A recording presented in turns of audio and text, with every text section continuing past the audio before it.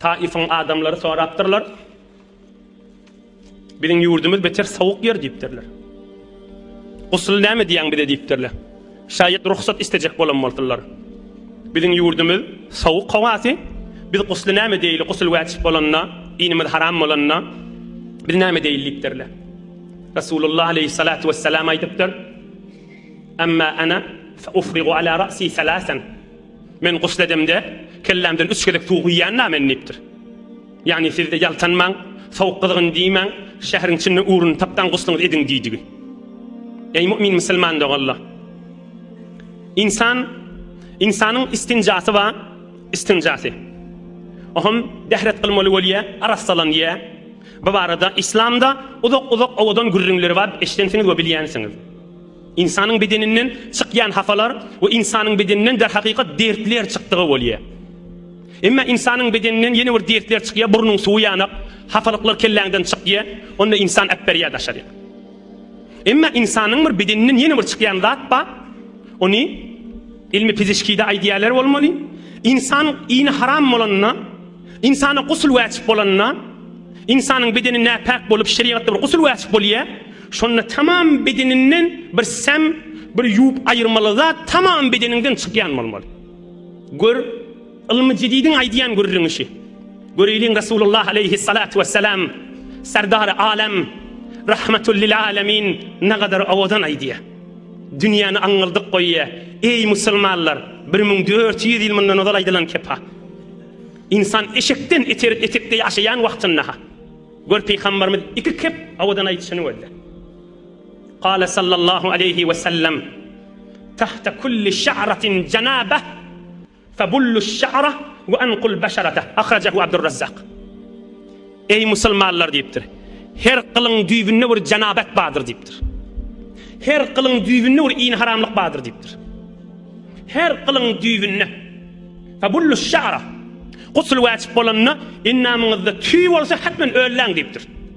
Ve anqul basharata innamyňda deri bar. Tamam üstüne arassala diýipdir. Ýudi diýdi. Ne kadar geňi diýip aýtsa tamam bolu peýgamberiň aýtdan sözi. Tahta kulli şa'ratin janabatun. Janabet diýdi Arap dilinde her kılıň düýbünde bir zyňylan bir zat bardyr diýdi asl manasy ha. Janpden gelýär janabet. Hem hany wadi janbe.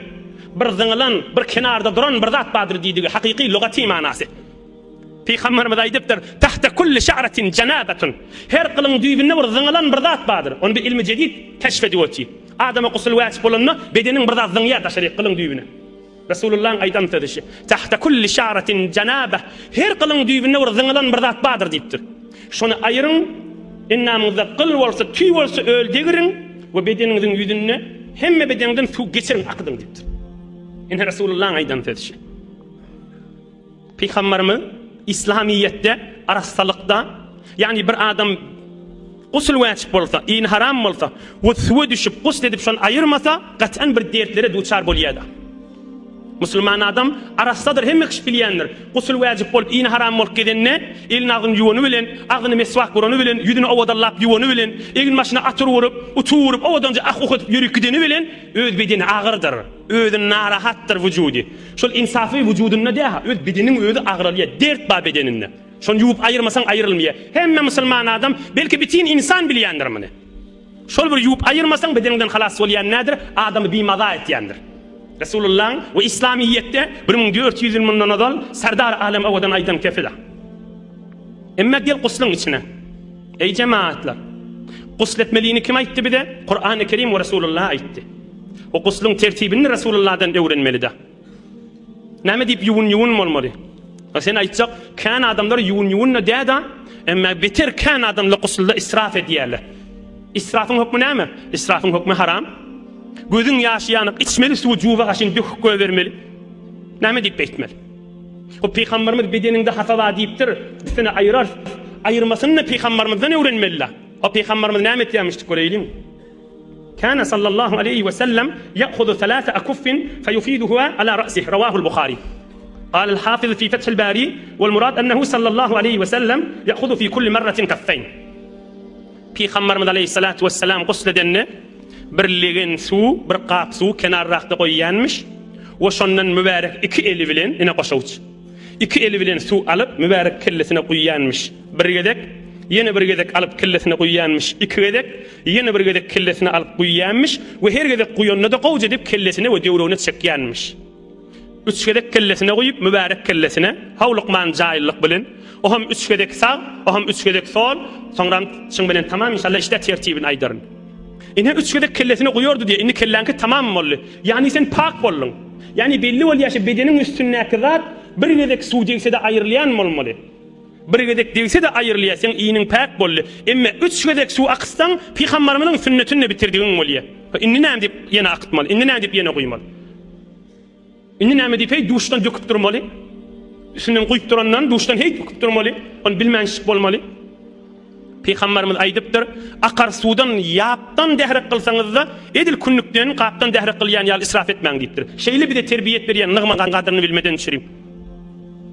İnhe israf etmeliler tertibini Peygamberim. Yo bedenin bir hafa olan olsa, bedenin derin iyisi olayan olsa, ol arastalıktan düşüreyim öz başına sabun şampu öz başına görürün. Onu da sen arastalığında edafa su döküp koymalılar. Neçe riayet etmeli? Hulası öz görüp tuğun gözün yaşından arasında su, içmeli su, kaynatıp çık naharına koyuvermeli suyu, ol cuva kaşın, kuya kaşın iyi verip durmak, avdat değerli. Peygamberimiz yine üç gedek kellesine koyuyanmış. Ama kuslun tertibi kıysarak kesileli kan adamla odolla aydıllı yönüp soruqlar mıdan bolye? Bismillahirrahmanirrahim aytmak yine haram adam müşkili yok. Bismillah aydıp biliye. Hammama girmeka bismillah aydımalı. Kan adamlar aydiye kusullan önce hereti hammamın içini kılıp olur mu? Daşınna kılmak qavdat, içini kılanın menen haram işettin, günah işettin deyip olmaz. Kâda kışın gününü qiyin moliye, girip çıkıp durmak deyip aydiyeler. Aham, bismillah aydıp bilmeyen dağınna hammama girmeka aytmalı. Bir vaqt girmeka aytmadık bolsun, içerik giripsin, daşerik girip çıkman qiyin ya mihmanide ya her zat bolsun, içinne aytmalı, içinden aytmalı. Hammamın içinne diline getirmeliler. Ya egin maçtan çıkarıqlı vaqtın diline getirmeliler, onu yürüğünden aytmalı bolya. Aham desla, bedeninde necaset degen bolsa ayırmalı. Ondan soň dehret kılmalı. Şu dehret, şu asıl dehret ha. Şu dehret kılyan da üstünden gusletcek, şun menen namaz okuyuvermeli. Öz başına namazdan süreyim dehret kılmalı mı kadimellel. İnhe bedeninden necasete ayırdın, dehret kılyan, ayağın näme? Şima halka hammamla var. Liginin içinde su atşanak, hey akıp bar ya. Ayağın şomuğa yuğsan da olur, sonra yuğsan da olur. Kan ulamalar aydiya sonra yuğmak qawudur. Näme sen su atşanda yine ayağına qaşın akçaqta hafala. Be her hal. Bedenindeki necasete ayırdın, dehret kılyan. Ayağın yuğmani. Ondan soň kellanga üç gedek. Duş akıptu. Onu da üç riayet et. Koy sünnetin bitsin. Yoksa zol eteğine durartın. Hey ayrılmadı sünnet bitmedi mi kadim. Üç gedek eteğine giyip çıkıp sağına da üç, soluna da üç. Yine kulli bedenin ahirine da bir tofar ulamalar aydiye ve bir tofar ulamalar da aydiye Peygamberimiz aydiye deyip. O da näme? Guslet bolanda ayağın soğuk suya yuğsan, ola kan dertlere dermandır deyip aydiye. İnhe kuslun qısqacık tertibi hatmen zihninizde soruqlar bardır. Medreseden sonra ulamalardan sonra verirsiniz. Ben hadir izin aytılacak bir meseleler var. İnhe bir sadece tertibi oldu. Emma ulaqan bir mesele quslu giyja qoymak näme? Quslu vacip bolupdur. Hala bir yerde mihman ya mihmannal. Akşam ertecheli vaqti varmı? Ta'khir qusl. Quslu giyja qoymak. Giyja qoysa da musulman adam narahat da. Ya giyje in haram yatıptır. Qusldan önce su suya, su içmeli waliya.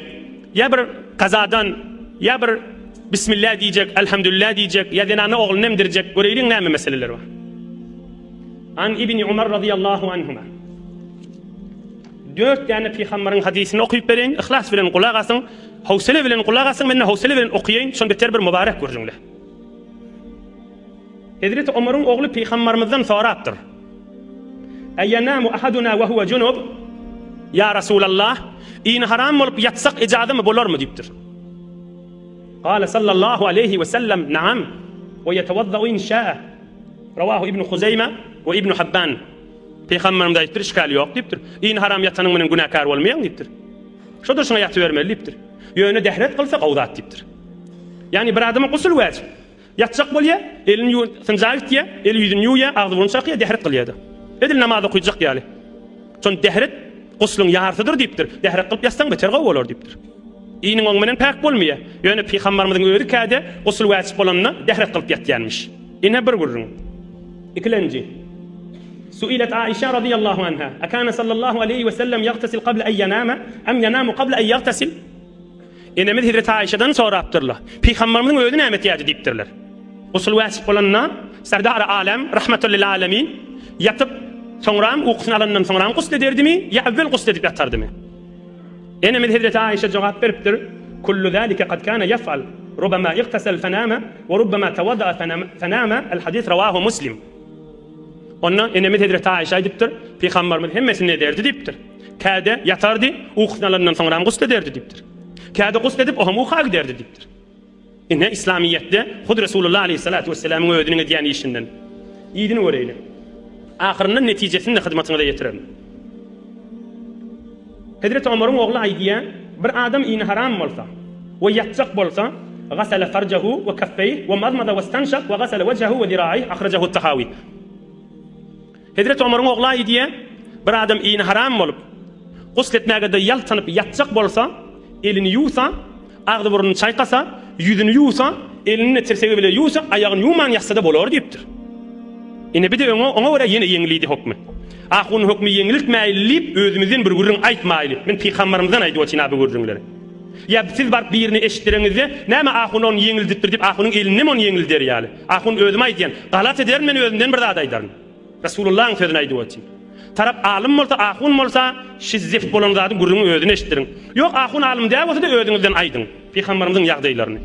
Ahyrynda netijesini aýdyn. Näme yeňiltipdir diýer ýanyk şeriatyň gurrun ahimdi. Men Rasulullah'ın eden işlerinden aýdyp otyn. Ine bir näme boldy? Öňkä görä yeňirräk bol. Aýagyň ýumany, el ýüzüň ýuwup, agdy burnuň çaýkap ýatsaň da boljak boldy. Emma ahyrkysy, ana Aişa radiyallahu anha, rawahu ashabus sunan. Ahli sünnetin tamam kitaplarına bak. Göreýin näme? أن رسول الله صلى الله عليه وسلم كان ينام وهو جنب ولا يمس ماء. إنما Hazret Aişa diye käde Peygamberimize gusl wäjip bolardy, elini agdy burnuny çaýkamany, elini suw alman şodurşuna ýatýan wagtda bolardy diýip. Hiç elini suw alman, agdy burnuny çaýkaman şodurşuna ýatýan wagtda bolardy diýip. Emma Abu Hanifa'ň bir şagirdi bar. Mezhep başymy Abu Hanifa'ň şagirdi İmam Muhammed Şeybani ol bir zat ýazypdyr.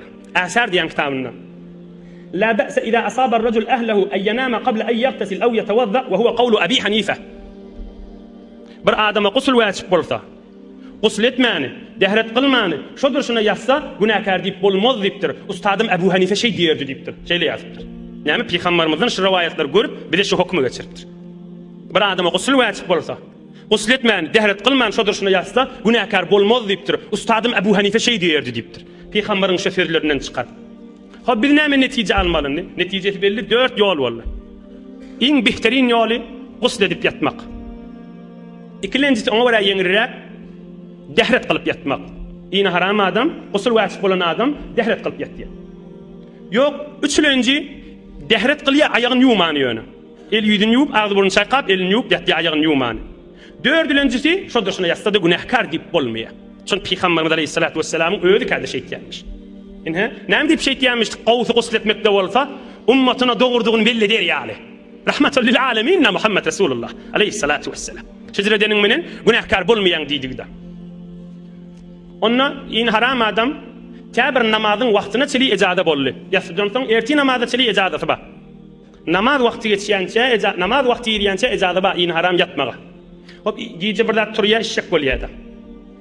إذا أراد أن يطعم وهو جنب غسل كفيه ومضمض فاه ثم قام. رواه الدارقطني وقال صحيح. Peygamberimiň öýüdi şey diýenmiş. Gusl etmäni ýatanna bir zat iýjek ýa işşek bolsa, mübarek iki elini ýuwardy, mübarek agdyny çaýkap ýerdi diýipdir.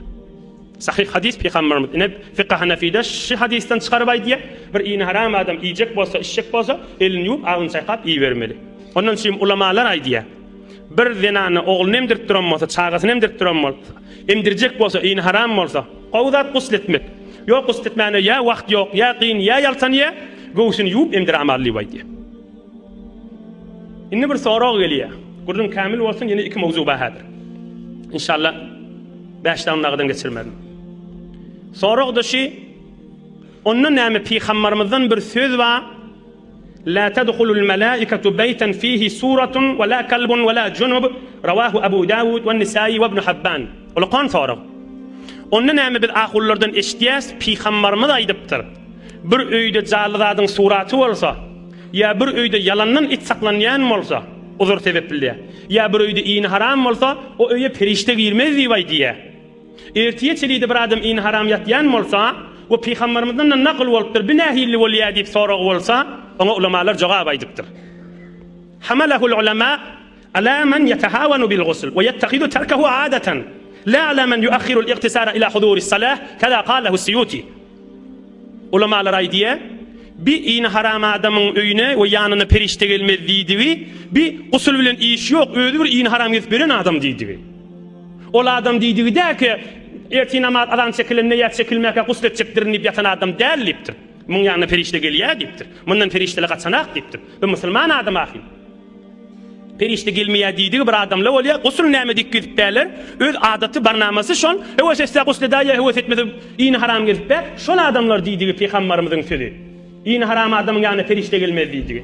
Ol namazyň wagtyna çeli gije goýsa, özde pakyr gözleşip tu pikir harap, ol adamlar gije goýany bilen günahkarçylyk da däl, perişte de oň ýanyna gelmendir ona.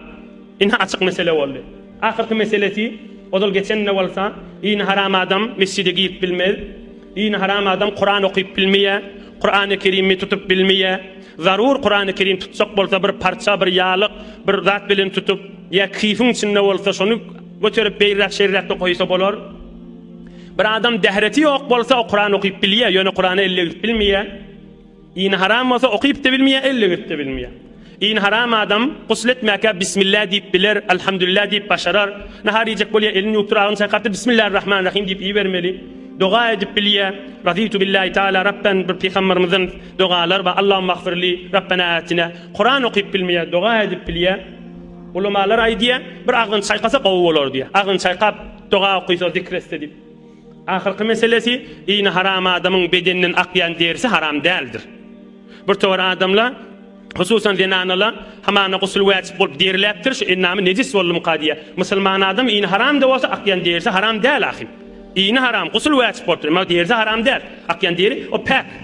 Ine evin maşyny nejis degen ýerine ýuwamaly. Şu gusl wajib bolan evin maşym diýip onu ýuwmak lazım däl. Ay onu ýuwasaň lazım däl, ýöne keyfine ýuwýanlygynyň menen sogabyda ýokda. Hafa bolmandan soň näme diýip ýuwmal nejis degmenden soň. Ine bir de bir muhammat guslun meselelerinden boldy. Allah taala iman, abruy, izzetten aýyrmasyn inşallah.